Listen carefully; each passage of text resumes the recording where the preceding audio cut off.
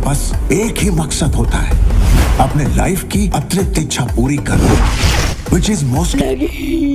इसलिए साले थोड़े रोमियो टाइप होते हैं। सुनो सुनो दुनिया वालों, हसीनों से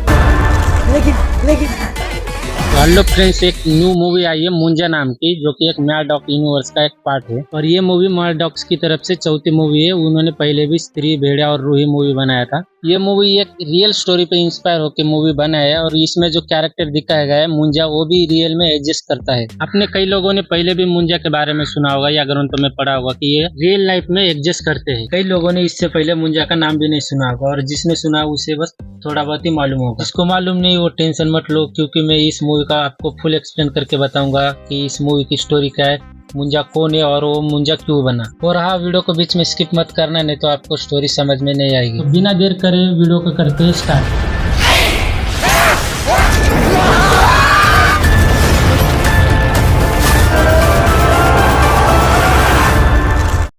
कोंकण में एक चेतुगाड़ी नाम का एक गांव रहता है, और उस गांव में एक गोटा नाम का लड़का रहता है, और वो अपने से 7 साल बड़ी मुन्नी नाम की लड़की से प्यार करता है। दिन ब दिन गोटा की शरारत देखकर मुन्नी के घर वाले मुन्नी की शादी कई और तय कर देते हैं। जब ये बात गोटा को पता चलती है कि मुन्नी की शादी कई और तय कर देता है, इसलिए गोटा उसके होने वाले मंगेतर के खाने में चूहे मारने की दवा मिला देता है। और ये बात जब उसकी माँ को पता चलती है, उसकी माँ उसे छड़ी से मारती है, और गोटा उस छड़ी से बहुत डरता था। और मुन्नी की शादी में गोटा के घर वाले ने गोटा का सर का मुंडन कर देते हैं। इस सारी मूवी में सबसे जो मेन है ये मुंडन ही है। अगर ये मुंडन ना करता तो मूवी की स्टोरी आगे ही नहीं बढ़ती। ऐसा क्यों, वो मैं आपको आगे वीडियो में बताऊंगा। वहाँ मुन्नी की शादी हो रही थी, इधर गोटा खड़ा खड़ा देखता रहा, और कर भी क्या सकता था बेचारा। फिर उस गांव में कुछ कोला का फेस्टिवल रहता है, जिधर गोटा और उसकी फैमिली भी रहती है। फिर गोटा वहाँ से अपने बहन को लेकर वहाँ से चला जाता है। गोटा अपनी बहन को गाँव से बाहर एक पीपल के पेड़ के पास ले जाता है। गोटा को उसकी बहन पूछती है हम यहाँ पर क्यों आए, तो उसको बताता है उसे मुन्नी को पाने के लिए पूजा करनी है। गोटा अपनी बहन से कहता है कि उसे पूजा के लिए मूत्र चाहिए, और उसे लाने के लिए अपनी बहन को वहीं पर छोड़कर वो मूत्र लाने के लिए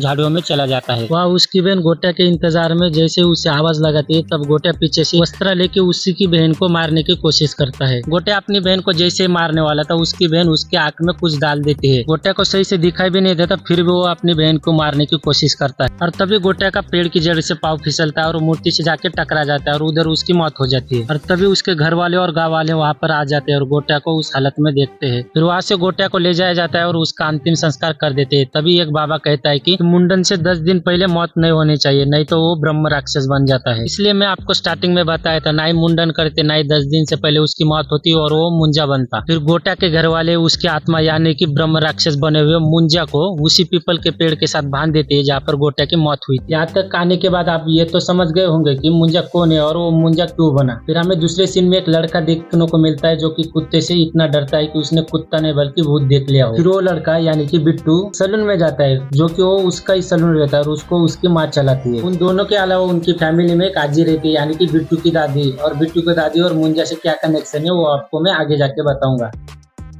फिर बिट्टू अपने कॉलेज में जाता है, वहाँ पर हमें देखने को मिलता है उसका एक पंजाबी दोस्त और एक लड़की जिसका नाम रहता है बेला। और बिट्टू उसे बहुत पसंद करता था। बिट्टू बेला को तो बहुत पसंद करता था, लेकिन बेला बिट्टू को बस अपना दोस्त मानती थी, और बेला किसी एक फॉरेनर के साथ रिलेशनशिप में थी। बिट्टू की एक बहन भी रहती है जिसका नाम रहता है रिकू, और वो उसकी चाचा की लड़की है। और उसकी शादी के लिए उन लोगों को उसी गाँव यानी कि चेतुगाड़ी जाना था, लेकिन उसकी माँ मना करती है, क्योंकि जब जब बिट्टू उस गाँव जाता है तब बीमार हो जाता है। लेकिन ऐसे तैसे करके उसकी दादी उसे मना लेती है, और वो तीनों मिलकर उस गाँव के लिए निकल जाते हैं। वहाँ पर पहुंचने के बाद वो अपने चाचा के पास रुकते हैं। हालांकि उसके चाचा और उसकी मम्मी के भी ज्यादातर जमता नहीं था, इसलिए वो दोनों अलग अलग रहते थे। बिट्टू के चाचा के बीच और उसकी मम्मी के बीच कुछ बहस हो जाती है, और बात में गुस्से में उसका चाचा उसको ये बात बता देता है कि उसकी बाप की मौत कैसे हुई थी। बिट्टू उसके चाचा की बात सुनकर गुस्से में उसी पेड़ के पास चला जाता है जिधर मुंजा को बांधा गया था। फिर जैसे बिट्टू उस पीपल के पेड़ के पास पहुंचता है, मुंजा उसको देखकर ऐसा झपट्टा मारता है मानो कि वो कई सालों से बस उसी के इंतजार में हो। बिट्टू को बचाने के लिए उसके घर वाले कोशिश तो कर रहे थे, लेकिन दादी जानती थी मुंजा से ऐसे नहीं लड़ पाएंगे। इसलिए दादी अपनी तिजोरी में से एक छड़ी लेके उसी पीपल के पेड़ के पास पहुंचती है जहाँ पर मुंजा ने बिट्टू को पकड़ लिया। जैसे ही दादी वहाँ पर पहुंचती है, बिट्टू को हथमारा देखकर वो मुंजा से कहते हैं कि बिट्टू को छोड़ दे, लेकिन मुंजा उसे नहीं छोड़ता। लेकिन मुंजा नहीं मानता, इसलिए दादी फिर एक बार मुंजा से कहती है दादा उसे छोड़ दे, वरना। जैसे मैंने दादी के मुंह से मुंजा के लिए दादा सुना तो मेरे को समझ में आ गया कि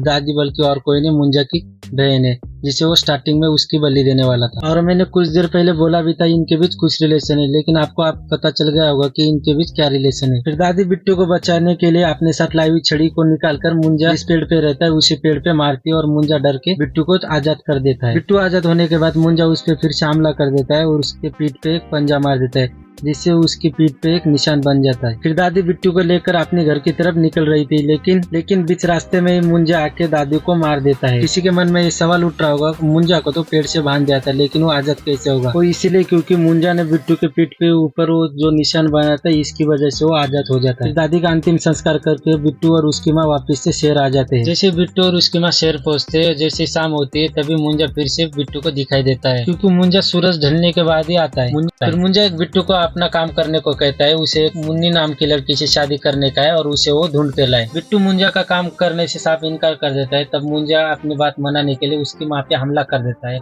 और इसलिए बिट्टू मान जाता है मुन्नी को ढूंढने के लिए। बिट्टू और मुंजा मुन्नी को ढूंढने के लिए तो निकल जाते हैं, लेकिन मुन्नी उनको कहीं पर भी नहीं मिलती। फिर अपने बहन से पूछने पर उसे पता चलता है कि मुन्नी और उसकी आजी बहुत अच्छे दोस्त थे। फिर अपनी बहन से मुन्नी का घर का एड्रेस लेने के बाद मुंजा और बिट्टू उस घर पे जाते हैं। फिर वहाँ पहुंचने के बाद बिट्टू को और एक झटका लगता है, क्योंकि जब उसे मालूम चलता है मुन्नी बल्कि और कोई नहीं, जिससे वो प्यार करता था बेला, उसी की आजी। मुंजा को मुन्नी से मिलाने के बाद बिट्टू मुंजा से कहता है कि हमने तुम्हारी मुन्नी को ढूंढ लिया, अब हमारा पीछा छोड़ दे।